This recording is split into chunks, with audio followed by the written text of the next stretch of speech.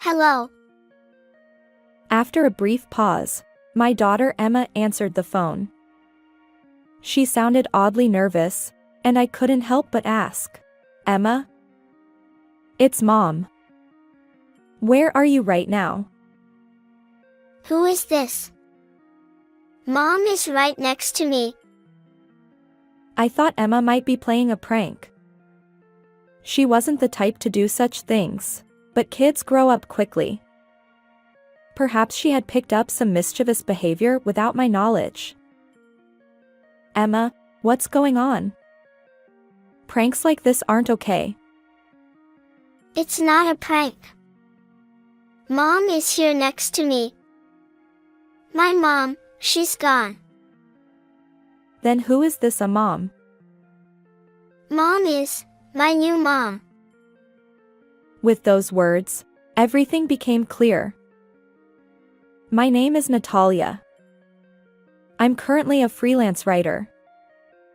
I married my husband, Miles, 7 years ago. 2 years later, we welcomed our daughter, Emma. Emma is incredibly adorable, and Miles and I have poured endless love into her. Despite our occasional arguments, it's safe to say that Emma has held our marriage together. I believe we'll continue living together until Emma grows up, even if it means arguing along the way. Mom, how are you feeling? Don't worry, I'm fine. Just a little tired. But there was one thing weighing on my mind, my mother back home. My father passed away a few years ago, leaving my mother living alone. She always respected my father, standing quietly behind him with a gentle smile. She left an impression of strength. However, after my father's death, my mother's health began to decline. I constantly worried about her. If only I could visit home more often, but it's quite far from where we live. Whenever possible, Emma and I went home to my parents' house, and when it wasn't, I checked in with her over the phone. Since I'll likely be able to come home this week, if there's anything you need, please let me know. You don't have to worry so much about me. As my mother said this while smiling, she seemed quite frail, and an unpleasant premonition lingered in my mind. Unfortunately, that premonition turned out to be true, and soon my mother spent even more time lying in bed. Around that time, it became difficult to visit home in sync with Emma's nursery schedule. I started making solo trips back home, leaving Emma in Miles' care. Sorry to bother you, but can I ask a favor? Despite feeling apologetic, I asked Miles in that manner. However, he always responded with a disapproving expression. I work at the office every day, and I'm exhausted. Yes, I understand. But I'm worried about my mother. Just because you're worried about your mother, does that mean you can neglect your duties as a wife? It's not like that. Miles sighed conspicuously. While I understood Miles' perspective, I couldn't help but think that since we were family, we should support each other. After all, I wasn't a stay-at-home mom. I worked as a writer and sometimes had to travel for assignments.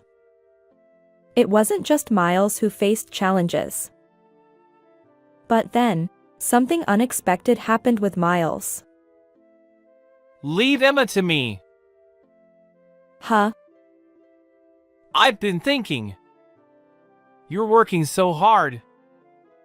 Besides, taking Emma with you every time you visit your parents' home must tire her out. Well, yes. And since you're a freelancer, you have more flexibility alone. It's more practical for me to take care of Emma. That makes sense. For some reason, Miles enthusiastically volunteered to look after Emma. I was taken aback by his sudden change. I wondered if I could truly entrust Emma to him. But Miles had always adored Emma, And at that time, my mother's health was deteriorating significantly. So, I decided to leave Emma in his care until my mother's condition improved a bit. In hindsight, that decision was a mistake. Now, all I feel is regret. After that, I became extremely busy, spending more time on work-related trips and at my parents' house than at home. The act of carrying my laptop while visiting my mother was quite burdensome, but thanks to Miles taking care of Emma, it became much easier. However, during that time, something seemed off with Emma. "Emma, what were you doing today?" I was out with Dad. Since Miles started looking after Emma, she began acting strangely distant toward me. When I asked her anything, she avoided eye contact and nervously answered. I wondered if Miles had influenced her somehow, but when I asked Emma, she simply replied, "It's nothing." Even when I tried to confront Miles, he just got angry and said, "There's nothing going on." Juggling caregiving and work, I couldn't dedicate much time to this issue. Besides, Miles seemed oddly intent on keeping Emma away from me. Something must be going on, I thought, but I couldn't take action. Then, one day, I received a sudden call. My mother had collapsed. It was a stroke. Ironically, it happened the day after I returned home from visiting my mother. I rushed back to her house. Fortunately, someone saw my mother collapse in a public place, and she was quickly taken to the hospital. Unfortunately, the damage was severe, and she passed away. I stayed at my parents' house, handling various arrangements. My mother lay on the bed, seemingly asleep, and it was hard to grasp that she would never wake up. But the reality was that she was gone, and time moved forward regardless of my feelings. When everything was prepared, I contacted Miles to attend the funeral. Can I skip it? What? I have an important job the next day. It's a family funeral. Can't you take a day off if you explain the reason? She wasn't my parent. Why would you say that? You're so annoying.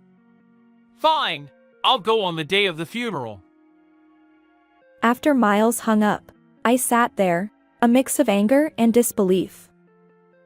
Even with a busy job, isn't it natural to be there for family during times of sorrow? Miles had hesitated even about attending the funeral. Naturally, Miles didn't help with the preparations. Instead, my aunt and her daughter and her husband volunteered to assist on the day of the funeral.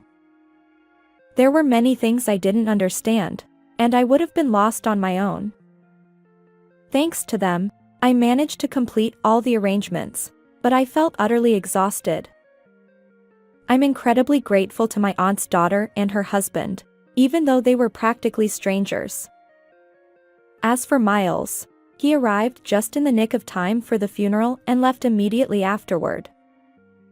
Whenever relatives asked about him, I'd vaguely smile and say, "He's a busy person." After the funeral, I planned to return home right away. I felt I needed to resolve things with Miles. However, there were numerous tasks related to my mother's inheritance and changing the property title. Ultimately, I couldn't return home for several days. When I finally got back home, I couldn't believe my eyes. What?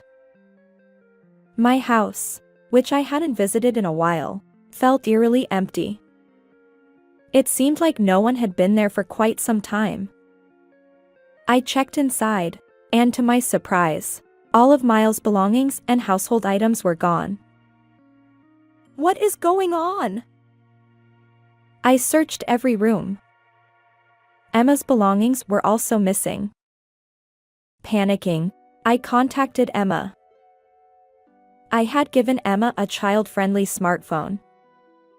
I had reservations about letting a 5-year-old have a phone, but as a freelance writer, I occasionally traveled for interviews. Miles also worked, leaving Emma alone at times. Having a means of communication was essential in case of emergencies. So, Emma had her own smartphone. Hello. After a few rings, Emma answered the phone. She sounded oddly nervous, and I couldn't help but ask, "Emma?" "It's Mom." "Where are you right now?" Who is this? Mom is right next to me. "Huh?" I thought Emma might be playing a prank. She wasn't the type to do such things, but kids grow up quickly. Perhaps she had picked up some mischievous behavior without my knowledge. "Emma, what's wrong? Pranks like this aren't okay." It's not a prank. Mom is right next to me. My mom, she's gone. In Emma's tearful voice, I suddenly realized that something unimaginable might be happening. For now, I needed to calm Emma down and find out about Miles. Emma, it's okay. Can you tell me calmly? How is Dad doing?" Dad is at work. He's working for Mom and me. Then who is this a mom? Mom is my new mom. With those words, everything became clear. Miles suddenly taking care of Emma was all connected to this. And I could speculate that Miles had influenced Emma and taken her away. I focused on dispelling Emma's misunderstanding. Fortunately, Emma didn't fully believe what Miles had told her, and she listened to my words sincerely. Her distant behavior during the call was because Miles had deleted my contact information from her phone. I was furious at Miles for such cruel actions. Are you truly my mom?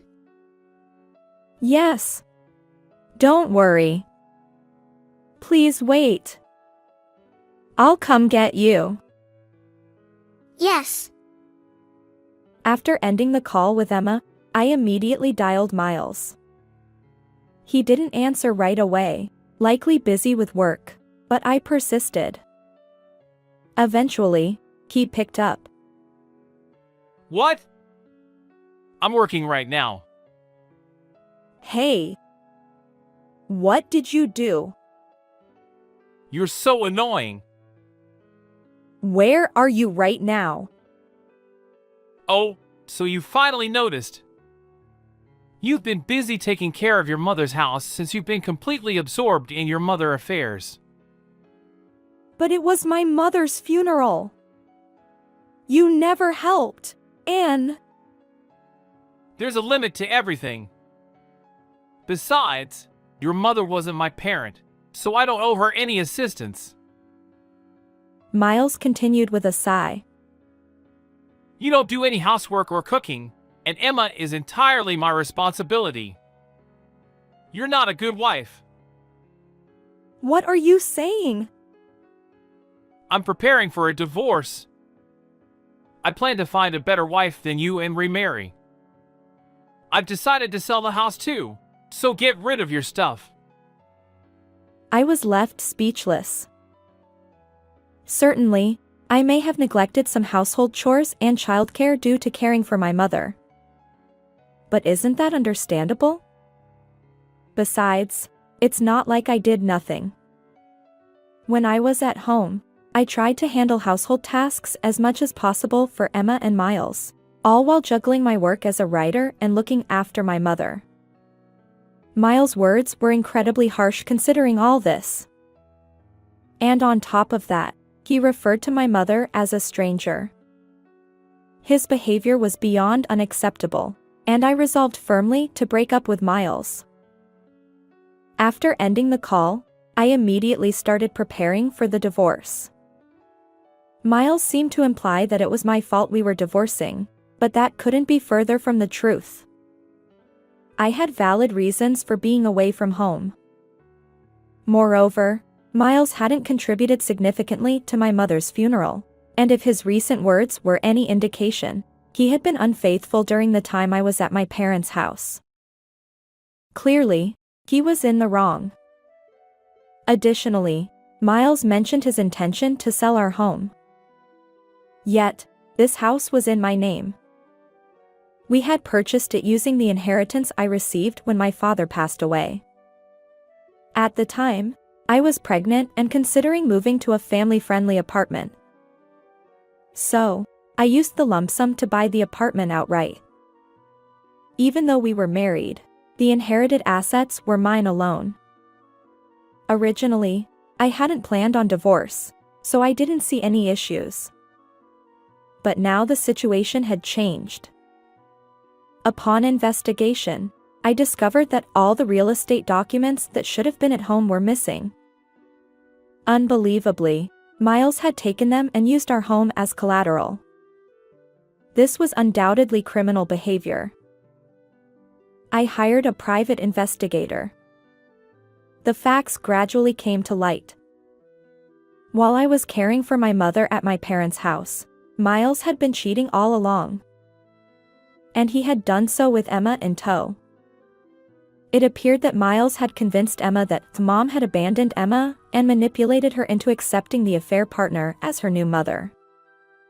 Furthermore, Miles had lied to the affair partner, claiming to be a single father raising Emma, all while planning to remarry using Emma as leverage.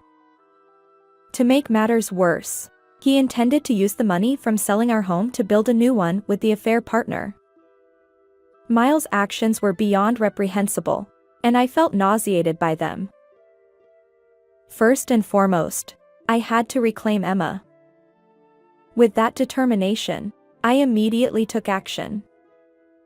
I consulted a lawyer and filed for a court case. During the trial, Miles was quite reluctant to relinquish custody of Emma to me. I have more financial stability. Well, I earn enough to provide for Emma comfortably. Our discussions reached an impasse. However, Emma's words became the decisive factor. I want to live with Mom. Respecting Emma's wishes, I gained custody, and we proceeded with the divorce. At that time, I decided to claim compensation for the affair-related emotional distress and child support. Wait a minute! What does this mean? By initiating the legal proceedings, Miles was exposed for not having divorced as he claimed. Consequently, the affair partner also accused him of fraud and demanded compensation. As a result, Miles now struggles financially due to payments for emotional distress to me and child support, as well as compensation to the affair partner. Currently, he supplements his income from his main job with late-night part-time work, barely making ends meet. It's entirely his own doing. On the other hand, Emma and I moved to a location near elementary and middle schools, close to the train station. I considered Emma's growth process in our decision. Fortunately, besides the compensation and child support, I have my mother's inheritance and earnings from my writing. I won't face any difficulties until Emma reaches adulthood. I regret trusting Miles and allowing Emma to experience such unpleasant memories. Moving forward, I hope we can create happy moments together. How did you like this story? If you enjoyed it, consider subscribing to my channel. See you in the next video.